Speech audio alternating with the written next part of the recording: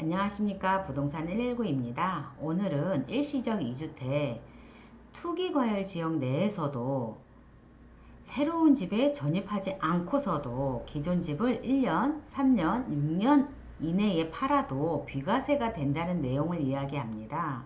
세법은 1세대가 1주택을 가지고 있을 경우에만 비과세를 해주지만 특례로 예외적으로 1세대가 2주택을 가지고 있는 경우, 3주택을 가지고 있는 경우에도 비과세가 되는 경우가 있습니다. 그 중에서 2주택을 가지고 있어도 비과세가 되는 일시적 2주택에 대해서 이야기합니다.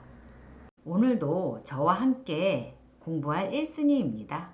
1순아, 일시적 2주택 특례에 대해서 얘기할 건데 법에는 어떻게 나와 있냐면 1주택을 가지고 있는 사람이 일시적으로 2주택이 된 거야. 종전주택을 가지고 있는 상태에서 1년 이상 지난 후에 다른 집을 사야지 되는 거고, 그러면 종전주택은 3년 이내만 팔면 비과세가 된대.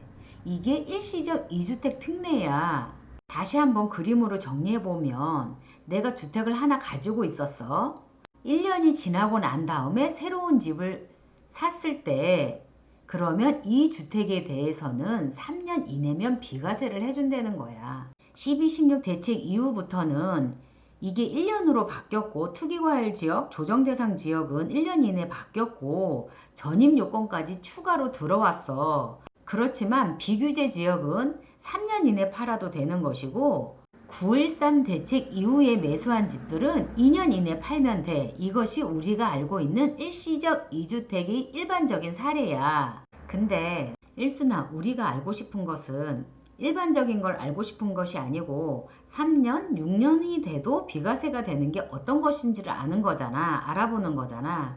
그래서 3년은 어떤 것인지 한번 다음 장으로 넘어가 보면 1주택을 가지고 있는 상태에서 입주권을 소유하게 된 경우에 3년 이내만 팔면 비과세가 된대. 다시 그림으로 보게 되면 내가 종전주택을 하나 가지고 있었고 1년이 지나서 요 입주권이라는 형태의 물건을 사면 요 종전집은 3년 이내에 팔면 비과세가 되는 거야.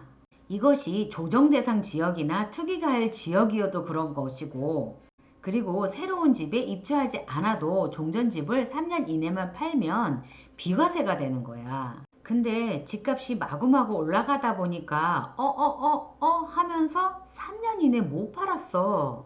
그러면 또 조건이 있지만 기간이 연장이 돼. 입주권을 샀는데 3년 이내 못 팔았다고 하면 새로 신축한 아파트에 2년 이내에 들어가면 되고 1년 이상 살면 되고, 그러면 종전주택은 신축 아파트 완성 전이나 후 2년 이내에 양도하면 종전집은 비과세가 된대. 그러면 얼마만큼 연장이 돼? 하고 보면 관리처분이 나고 아파트가 완성이 되는데 못해도 5년, 6년 정도 걸린단 말이야.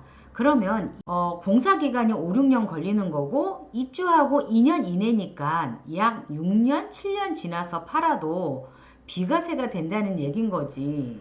다시 한번 정리해보면 내가 주택을 하나 가지고 있는 상태에서 1년이 지나서 입주권을 살 경우에 종전집을 1년 이내 팔아도 되고 3년 이내 팔아도 되고, 3년 이내 못 팔았다고 하면 이 입주권이 새로운 아파트가 돼서 2년 이내에 들어가고 1년 이상 살고, 그러면 종전집을 2년 이내만 팔면 비과세가 된다는 얘긴 거야. 그래서 이게 입주권의 장점인 거지.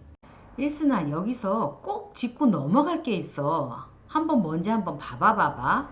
기존 주택은, 종전주택은 당연히 비과세 요건을 갖춰야지 되는 것이고, 주택이 있는 상태에서 입주권을 매수했을 때만 가능해. 주택이 있는 상태에서 주택을 샀는데 입주권으로 변하면 또 안 되는 것이고, 나 입주권이 있는 상태에서 입주권을 사도 안 돼.